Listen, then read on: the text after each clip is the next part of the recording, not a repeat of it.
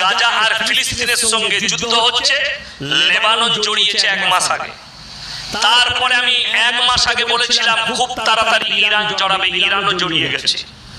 মুফতি তাকি উসমানী বলেছেন ये চিঙ্গারি পুরো দুনিয়া में फैलेंगे, পুরো দুনিয়ায়। আপনারা যাদেরকে দেখছেন না আরব দুনিয়ায় খুশি করছে, খুব তাড়াতাড়ি তারাও যুদ্ধে জড়াবে, তাদের চোখের পানি পড়বে। তাদের ওই মুরগি খাওয়া আর গোটা গোটা উট খাওয়া তাদেরও বের হবে। গোটা বিশ্বে 20 কোটি মুসলমানের কতলে আম হবে কিয়ামতের পূর্বে, 20 কোটি। মুসান্নাদ ইবনে আবু শাইবার হাদিস, আপনার চোখ দিয়ে পানি আসবে।